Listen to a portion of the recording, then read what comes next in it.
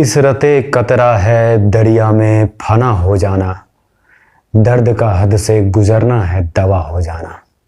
गालिब ने ये पंक्ति लगता है संभाजी महाराज के लिए ही लिखी थी। ये फिल्म जब आप देखेंगे आपको भी ऐसा ही महसूस होगा। पूरे 359 दिन बाद कोई वीडियो में रिकॉर्ड कर रहा हूँ। ये फिल्म ही ऐसी थी कि यदि इसका वीडियो मैं नहीं बनाता तो ये सबसे बड़ा गुनाह होता इस मूवी वाले चैनल पर। एक तो शिवाजी के बेटे संभाजी पर बनी यह फिल्म, ऊपर से इसमें जान फूंक दी है विकी कौशल की एक्टिंग ने। काफी जबरदस्त मूवी है, खुद भी जाकर देखिए और अपने बच्चों को भी दिखाइए।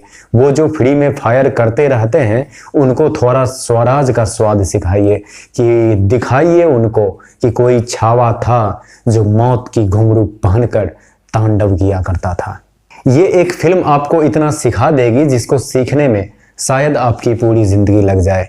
बहुत सारे ऐसे डायलॉग्स हैं जो आपके छाती को चीर कर आपके अंदर प्रवेश कर जाएंगे। फिल्म की शुरुआत छत्रपति शिवाजी महाराज की शहीदी से होती है। यह खबर सुनकर पूरे मुगल वाले खुश रहते हैं सिवाय औरंगजेब के। वो बोलता है फिर कहाँ ऐसा दुश्मन मिलेगा, अल्लाह तुझसे ये नाराजगी जिंदगी भर रहेगी, तुमने शिवा जैसा दुश्मन छीन लिया। अल्लाह एक शेर आ रहा है, जन्नत के दरवाजे खुले रखना। फिल्म यहाँ से ही शुरू होती है। जब दुश्मन भी आपको जन्नत भेजने के बारे में सोचने लगे तो समझ जाइए कि आपका कद कितना बड़ा है, वो भी औरंग जैसा दुश्मन। इनकी शहीदी के बाद सभी लोग मराठा को अनाथ समझ रहे थे, लेकिन तभी उधर से एक शेर की दहाड़ गूंजी। जाओ जाकर कह देना अपने मालिक से कि शेर मर गया लेकिन छावा अभी भी जंगल में घूम रहा है, क्योंकि हम शोर नहीं करते, सीधा शिकार करते हैं। जय भवानी। ये सब तो हो गई बड़ी बड़ी बातें, लेकिन छोटे छोटे डिटेल्स पर भी आप ध्यान दीजिएगा तो आप बहुत कुछ इससे सीख सकते हैं।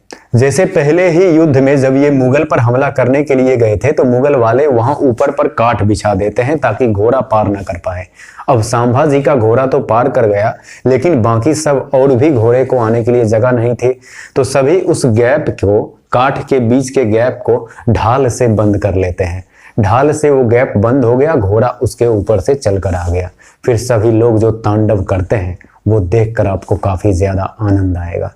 दूसरा, आप एक सीन में ऑब्जर्व कर सकते हैं जब उनके ही यहाँ काम करने वाले एक आदमी जब अपने औकात से ज्यादा का चीज मांग लेता है, मतलब एक प्रांत की पूरी जागीरदारी मांग लेता है, तब ये उसको आराम से समझाते हैं कि पूरे प्रांत की जागीरदारी नहीं, पूरे मराठा साम्राज्य के बारे में, पूरे स्वराज्य के बारे में आपको सोचना चाहिए।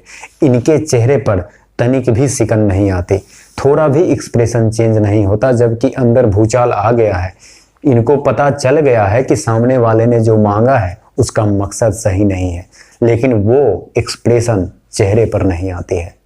तीसरा, जब औरंग को पता चला कि ये एक आदमी है जो किसी के झुकाए नहीं झुक रहा है, तो पूरी औरंग की फौज, 8 लाख सेनाओं की फौज इनका पीछा करने के लिए आई, इनको ढूंढने के लिए आई। ये जब खबर इन तक पहुंची तब ये अपने यहाँ के अनुयायी को बोलते हैं कि औरंग का ख्याल रखना, औरंग के आसपास ही रहना, देखना कहीं वो रास्ता भटक जाए तो उसे यहाँ का पता दे देना। यहाँ पर दिनकर साहब की रश्मि रथे में लिखी एक पंक्ति याद आती है, सच है विपत्ति जब आती है, कायर को ही दहलाती है, सूरमा नहीं विचलित होते, क्षण एक नहीं धीरज खोते, विघ्नों को गले लगाते हैं, कांटों में राह बनाते हैं। और चौथी बात आप ये सीख सकते हैं कि इनका एक भाई था रामराज्य। जब ये युद्ध करने के लिए जा रहे थे, भीषण संग्राम जब होने वाला था, उस वक्त वो कहता है कि हम भी आपके साथ चलेंगे आपका साथ देने के लिए। तब वो उसको समझाते हैं, सीधा नहीं बोलते कि तुम युद्ध के लिए अभी तैयार नहीं हुए हो। वो उनको बोलते हैं पूरा रायगढ़ तुम्हारे भरोसे छोड़कर जा रहा हूँ। यदि मैं तुम्हारे सामर्थ्य पर शक करता, यदि तुम्हें काबिल नहीं समझता, तो पूरे रायगढ़ की सुरक्षा तुम्हारे हाथों में कैसे देता। ये भरोसा दिलाना जो छोटा है उसे मना करने का भी एक तरीका होता है। हर वक्त डांट कर, ये बोल कर कि तुम अभी कमतर हो, तुम तो अभी बच्चे हो, इसके लिए तैयार नहीं हुए हो, ये बोलने के अलावा और भी बहुत सारी बातें बोली जा सकती है, बहुत अलग तरीके से उसे समझाया जा सकता है। विक्की कौशल का 3 मोनोलॉग है, तीनों काफी कमाल का, जिसमें 2 में वो स्वराज का मतलब समझाते हैं। स्वराज असल में था क्या, आखिर ऐसी बात उस शब्द में क्या थी कि खुद शिवाजी महाराज जी और खुद संभाजी दोनों इस एक शब्द के लिए अपने जीवन की आहुति दे दिए। स्वराज का स्वाद हर एक चखेगा, यहाँ का हर इंसान राजा बनेगा। ये अकबर को कहते हैं, अकबर वो नहीं, अकबर एक औरंग का बेटा था जिसका नाम था अकबर। उसको बोलते हैं कि अकबर, तुम्हारे जंग और हमारे युद्ध में फर्क है, स्वराज के लिए ये जीवन कुर्बान है। विश्वास आपका साथ है तो युद्ध लगे त्योहार, जीवित रखना हमेशा स्वराज का पहरेदार। अब पहरेदारी करने की जिम्मेदारी हमारी है, लेकिन तब आप पहरेदारी कैसे करेंगे जब आपका अपना ही कोई कंस निकल जाए। 2 माओं का प्यार लेकर आता है कोई मामा, लेकिन वो मामा ही जब शकुनी और कंस हो जाए तब आप क्या करेंगे। पता है चाहत तो थी, पर सच बताओ तलवार तुम नहीं थे ना। दुश्मनों पर तो थी नजर, पर दुश्मनों में शुमार तुम नहीं थे ना। अपने यहाँ के सांप को पहचान कर कुचल कर उसे भीगे कपड़े सुखाने वाली अलगिनी की रस्सी में इस्तेमाल करो।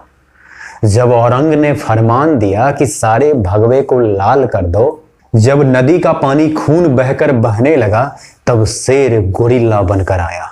जीत इनके कदम चूमने ही वाली थी कि किसी ने धोखा दे दिया। किसने, वो तो आपको फिल्म में पता चल ही जाएगा, लेकिन जब धोखा दिया भी तब भी ये पूरी तरह से तैयार थे युद्ध को लड़ने के लिए। युद्ध के मैदान में निकल गए। इनके साथ रहने वालों ने कहा कि आप यहाँ से सुरक्षित निकल जाइए, इस युद्ध को हम संभाल लेंगे। ये उनको क्या जवाब देते हैं पता है, जबकि ये निकल सकते थे, सुरक्षित बच सकते थे, लेकिन ये बोलते हैं, तुमने कभी सुना है शेर का बच्चा कुत्तों के पिल्लों से डर गया है, अभी हमारा शिकार करने का मन है। विनीत साहब जिस कवि का किरदार निभाते हैं उस कवि को आप नहीं भूल सकते। वो संभाजी को कहते थे कि मैं आपका नमक हूं साहब, जब जहां जितनी जरूरत हो इस्तेमाल कर लीजिएगा। उन दोनों के बीच मृत्यु के वक्त जो जुगलबंदी चलती है, ये कवि थे और वो कहते थे कि एक दिन इस कविताई में भी मैं तुम्हें हरा दूंगा। और विनीत साहब इनको कहते थे, कवि साहब इनको कहते थे कि आप बिना लड़े ही जीत जाइए साहब, आप जीते ही हुए हैं। लास्ट में मरते वक्त फिर से वो कहते हैं कि मैं नमक हूँ साहब, जब जहाँ जितनी ज़रूरत हो इस्तेमाल कर लीजिए। तब संभाजी उधर से रिप्लाई देते हैं, तुम नमक नहीं चंदन हो कभी, तुम नमक नहीं चंदन हो कभी, हमारे माथे का तिलक हो कभी। इस फिल्म का अंत देखकर तो आपका दिल दहल जाएगा। एक बार को आपको जरूर लगेगा कि इस देश के लिए किसी ने क्या क्या नहीं कर दिया, और हम हैं कि इस देश को क्या बना रहे हैं। ये अंत में समझ गए कि इस युद्ध में हम मरने ही वाले हैं, तब वो गले का माला दे देते हैं कि जाओ इसे धर्म पत्नी तक पहुंचा दो, वो सब समझ जाएगी। अकेला शेर कब तक लड़ता, वैसे तो इनके एक दहाड़ से 10 को हार्ट अटैक आ जाए, लेकिन जब लाखों की फौज हो तो इनको बंदी बना ही लिया गया। पर बंदी बनने के बाद भी भगत सिंह की ये पंक्ति आपके नजर करता हूँ, राख का हर एक कण मेरी ऊर्जा से गतिमान है, मैं वो पंछी हूँ जो कैद में भी आजाद है। नाखून निकाल लिए गए साहब, आंखें फोड़ दी गई, जितने भी जगह पर शरीर में जख्म था उसे नमकों से भर दिया गया, लेकिन उफ तक नहीं किया अपना छावा। फिर से रश्मि रथे की एक पंक्ति सुनाता हूँ, मुँह से ना कभी उफ कहते हैं, संकट का चरण ना गहते हैं, जो आप पड़ता सब सहते हैं, उद्योग निरत नित रहते हैं, सूलों का मूल नसाते हैं, बड़ खुद विपत्ति पर छाते हैं। औरंग इनको अंत में कहने आता है, मुगल में शामिल हो जाओ, स्वराज का जिद छोड़ो और बस धर्म परिवर्तन कर दो, बाकी सब माफ है। तब छावा जवाब देते हैं, मराठा में शामिल हो जाओ, स्वराज को अपना लो, धर्म भी नहीं बदलना पड़ेगा। ये सुनने के बाद इनके हलक से जवान तक खींच ली जाती है, जीभ को चिमटे से इसे खींच लिया गया। देख कर लगता है कोई कहता है कि आज़ादी कुछ साल पहले मिली है। कोई मर गया इस देश के लिए, वो भी इतनी यातनाएं सहकर, मुंह से एक उफ निकाले बिना। इनकी मौत के बाद औरंग की बेटी कहती है, सिवा मौत का जश्न मनाकर चला गया, हमको जिंदगी का मातम मनाने के लिए जिंदा छोड़ गया। औरंग साहब खुद कहते हैं कि यदि हमारी एक भी औलाद ऐसी होती तो हिंदुस्तान तो क्या पूरी दुनिया अपना होता। है कौन विघ्न ऐसा जग में, टिक सके आदमी के मग में, खम ठोंक ठेलता है जब नर, पर्वत के जाते पांव खर, मानव जब जोर लगाता है, पत्थर पानी बन जाता है। जिंदगी रहेगी तो मिलेंगे अगले वीडियो में। ख्याल रखिएगा आप सब अपना। धन्यवाद।